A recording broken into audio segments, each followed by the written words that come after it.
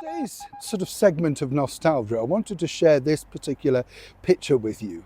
It's myself, a bit younger, with, of course, the celebrated playwright, wit, raconteur, and all-round good egg, Sir Tom Stoppard.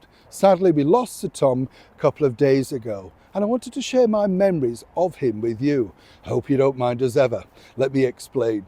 Morning, chums. Nice to see you. Thank you so much as ever for your time today. You know, before you ask, by the way, about that particular picture, people always ask me this, Neil, why is your hair that colour? In that particular era, right, I was working in theatre, doing many different things, many different parts. And seemingly, I'm being honest with you now, nobody ever wanted blondes. And they always would say to you, would you be averse to rinsing your hair? And you think, what again?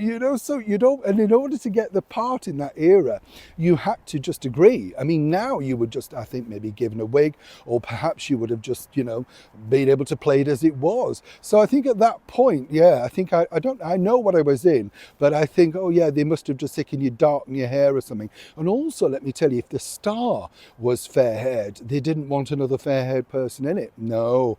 Oh no, you might take some attention away, you see. So consequently, yes. Oh, it all goes on behind the scenes, let me tell you. It's always fun when you share these stories, because a lot of people, quite a few of you got in touch, in fact, on social media to say, did you know Sir Tom Stoppard? And as I said, I met him on a number of occasions. Let me tell you, first and foremost, what a genius he was. I loved his work because he was just a very clever writer.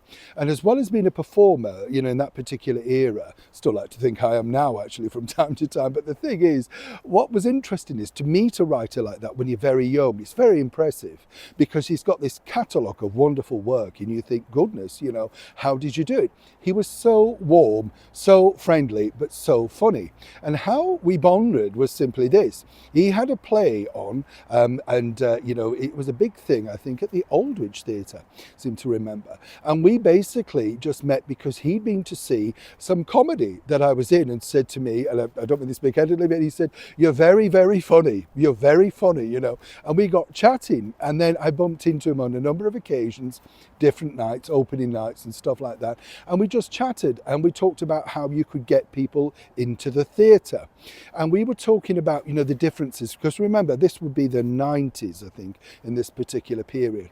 And what was interesting about this was the 90s was still very much pre-internet, so it was very much big poster, get the quotes on the poster from the, the newspaper, all of that sort of stuff.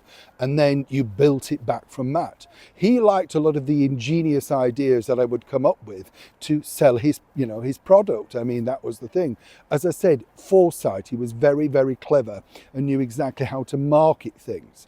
But on top of that, what was good, he told me about how he wrote the things, how he was dedicated to writing, what the period of time he would be. But the thing that I really remember was he said, you know what, Neil, you can never really be sure if this is going to be a hit. He said it's all down to the public, because if the public don't like you, then ultimately there's nothing you can do about it. And I thought this was really interesting, because I said, but surely you must know when you've got it. He said, it doesn't matter.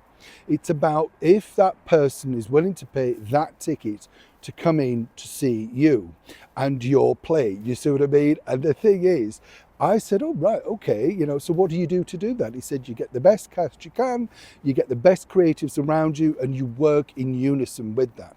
Now, as you know, he became, of course, Sir Tom, and he told me that meeting Her Majesty the Queen was one of the best days of his life. He said he couldn't quite believe that he got to this point. It was a moment, he said, better than winning the Tony, the Oscars, everything. He said, I'm standing in front of the Queen, and there she is acknowledging me for my work. He said, I honestly couldn't quite believe it.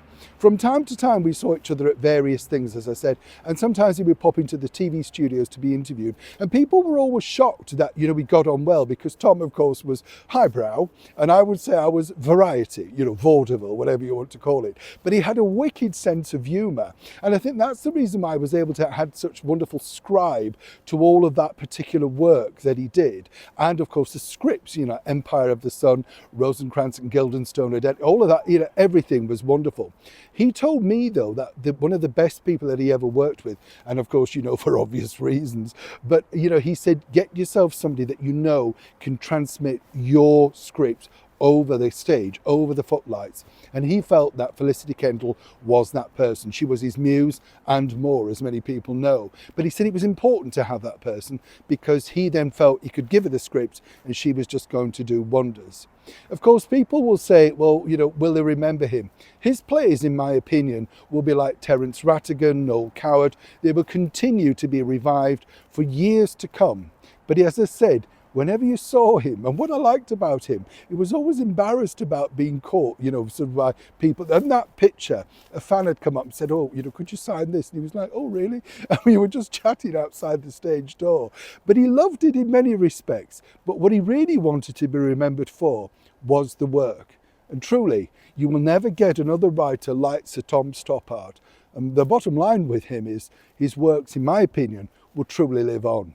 As ever, I hope you don't mind me sharing this memory with you, but it is lovely to be able to say this was my experience. And to Sir Tom and his family, of course, God bless and condolences, but thank you for the friendship. Neil Sean, Kensington, London.